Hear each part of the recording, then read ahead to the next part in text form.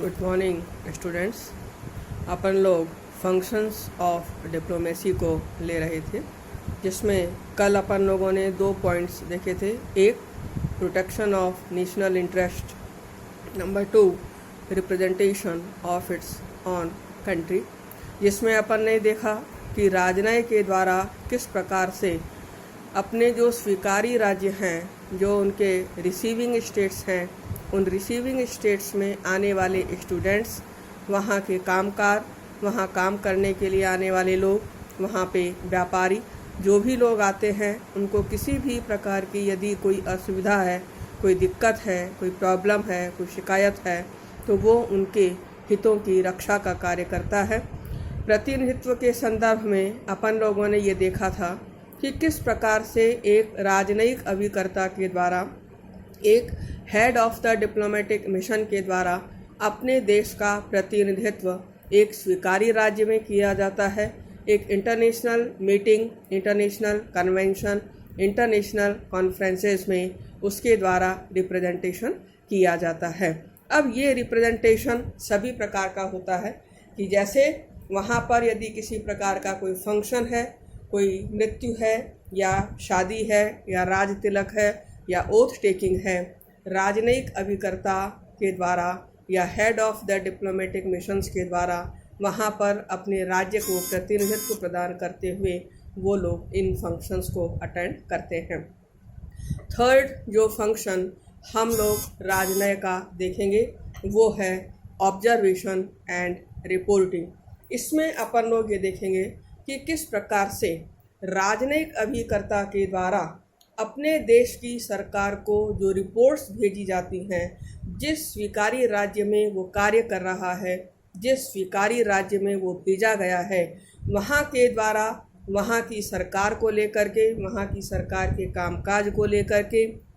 वहाँ के जो जनमत है, वहाँ का अपोजिशन है, वहाँ का जो रूलिंग एलिट है, इन सब को लेकर के रिपोर्ट्स राजनयिक अभिकर्ता के द्वारा अपने देश की सरकार को भेजा जाता है। और इस संदर्भ में अपन ये कहेंगे कि राजनय ही ये बताता है सरकार को कि कहाँ पर उसके विरोधी हैं, कहाँ पर उसके दुश्मन हैं, या कहाँ पर उन्हें अनफ्रेंडली कंट्रीज़ या अनफ्रेंडली एलिमेंट्स का सामना करना पड़ सकता है। तो जो प्रत्येक राजनयिक मिशन है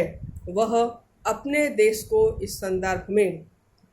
पीरियोडिकल रिपोर्टिंग का कार्य करता है, सामयिक प्रतिवेदन को भेजता रहता है। इन प्रतिवेदनों में वो आर्थिक, सामाजिक, राजनीतिक तथा सैनिक परिस्थितियों और विचाराधीन जो व्यवस्थापन है, जो नवीन उत्पादन है, वहाँ की जो टेक्नोलॉजिकल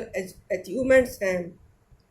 शिक्षा में होने वाले जो परिवर्तन हैं, उन सब का विवरण वो अपने उस रिपोर्ट्स में भेजता है। इन राजनयिकों के द्वारा ये बताया जाता है कि जो रिसीविंग स्टेट है, उस स्वागतकर्ता देश है, वहाँ पर समझौते की क्या प्रवृत्तियाँ हैं, वहाँ समझौता करने के लिए किस प्रकार का एटीट्यूड वहाँ की सरकारों का होता है। महत्वपूर्ण नेता और जो उत्तरदायी अधिकारी हैं वो किस रूप में सोचते हैं, क्या उनकी अप्रोच है, क्या उनका एटीट्यूड उस सेंडर स्टेट को लेकर के है।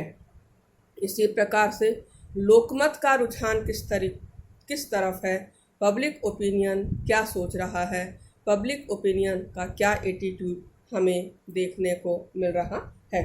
ये सब जानकारी प्राप्त करने के लिए उसका जो सोर्स ऑफ इंफॉर्मेशन है, जो सूचना के स्रोत हैं और जो डाटा उसे मिलता है, उन सांख्यिकीय आंकड़ों का वह निरंतर अध्ययन करता रहता है, जिससे कि उसे ये पुख्ता रूप में पता चल सके कि जो रिपोर्ट्स उसे हासिल हैं उनमें कितनी ट्रुथ है, उनमें कितनी सच्चाई देखने को मिल रही है।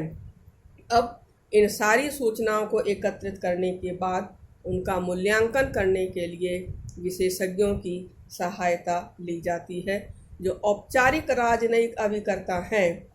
हालांकि उनसे ये उम्मीद तो नहीं की जाती कि वे दूसरे देश में जाकर के गुप्तचर की तरह कार्य करें, लेकिन वास्तविक रूप में ये होता है कि राजनयिक अभिकर्ता एक छद्म रूप में अपने राज्य के लिए गुप्तचरी का कार्य करता है, सोफिस्टिकेटेड रूप में, परिष्कृत रूप में, जिससे कि सेंडर स्टेट को किसी भी तरीके से बुरा ना लगे। अब दूसरे देशों के गुप्त भेदों को जानने के लिए और अपने स्वार्थों की सिद्धि के लिए अनेक राजनयिक अभिकर्ता ये जासूसी की कार्यवाही करते भी हैं। एक लंबे समय तक जब शीत युद्ध का पीरियड हमें देखने को मिलता है, अमेरिकी सरकार के द्वारा रूसी राजनयिकों के ऊपर, रूसी सरकार के द्वारा अमेरिकी राजनयिकों, खासकर उनके ऊपर यह आरोप लगाया जाता था कि CIA के माध्यम से अमेरिका उनके मुल्क में सक्रिय है। नेक्स्ट जो फंक्शन हम लोग देखेंगे राजनय का, वो है निगोशिएशंस, संधि वार्ताएं किस प्रकार से की जाती हैं। और एक राजनयिक अभिकर्ता का जो सबसे महत्वपूर्ण कार्य है वह संधि वार्ताओं का संचालन है, संधियों को संपन्न करवाना है, संधि की शर्तों को निर्धारित करना है। इन संधि की शर्तों को निर्धारित करते समय वह अपने राज्य के लिए किस प्रकार से ज़्यादा लाभ उठा सकता है, उसकी कोशिश एक राजनयिक अभिकर्ता के द्वारा की जाती है। तो यहाँ पर हम जॉर्ज F. कैनन के शब्दों में कहें तो ये कह सकते हैं कि संधि वार्ता एक राजनयिक अभिकर्ता का प्रमुख कार्य होता है। राजनयिकों के द्वारा व्यक्तिगत रूप से किसी राज्य के साथ जो समझौता वार्ता की जाती है अथवा जो अंतर्राष्ट्रीय सम्मेलन होते हैं, उन अंतर्राष्ट्रीय सम्मेलनों में वो अनेक राज्यों के साथ वार्ता करता है और इन दोनों ही अवसरों पर वह अपने राष्ट्रीय हितों के लिए, अपने राष्ट्रीय हितों की अभिवृद्धि के लिए, राष्ट्रीय हितों को पूरा करने के लिए वो तर्क प्रस्तुत करता है। अब जो डिप्लोमेट्स होते हैं वो दो देशों के बीच डिस्प्यूट्स को दूर करने का काम भी करते हैं, विवादों को दूर करने का प्रयास भी करते हैं। अब समझौता करते समय एक पक्ष ये कोशिश करता है, खासकर राजनय के द्वारा, कि वो अपने मुल्क के लिए, अपने कंट्री के लिए वो जितना मैक्सिमम लीवरेज ले सकता है, जितना मैक्सिमम फ़ायदा उठा सकता है, उसकी कोशिश उसके द्वारा की जाती है। तो अपने पक्ष में वो अधिक से अधिक लाभ लेने का प्रयास करता है। अब जो संधि वार्ता होती है, उस संधि वार्ता के कई स्टेजेस होते हैं, कई चरण होते हैं, जैसे राज्याध्यक्षों के बीच संधि वार्ताओं का होना, विदेश सचिवों के द्वारा पत्र व्यवहार के माध्यम से संधि वार्ताओं का होना और विदेश मंत्रियों का सम्मेलन होना। इसके लिए राजदूत भी उपयुक्त अधिकारियों के साथ अधिवेशन कर सकते हैं। इसमें संधि वार्ता को भागीदार, आधार एवं प्रक्रिया की दृष्टि से कई रूपों में वर्गीकृत किया जा सकता है। प्रत्येक संधि वार्ता का जो उद्देश्य है वो समझौता करना होता है और व्यावहारिक स्थिति तो ये है कि इसमें दोनों ही पक्षों को थोड़ा बहुत झुकना पड़ता है। किसी पक्ष की हार या जीत का प्रश्न नहीं उठता। कुछ लोग संधि वार्ता को गलत रूप से हार जीत का प्रश्न बना लेते हैं और ऐसे स्थिति में ये हार और जीत का जो प्रश्न है वो राजनय का निषेध होता है, क्योंकि राजनय को हर समय ये ध्यान में रखना होता है कि उसकी जो समस्या है उसका केवल एक सापेक्षिक महत्व है और ये एक निरंतरतापूर्ण चलने वाली श्रृंखला का एक अंश मात्र है। तो प्रत्येक देश को अगले पक्ष की सुविधा का ध्यान रख कर के समझौता करना होता है, जिससे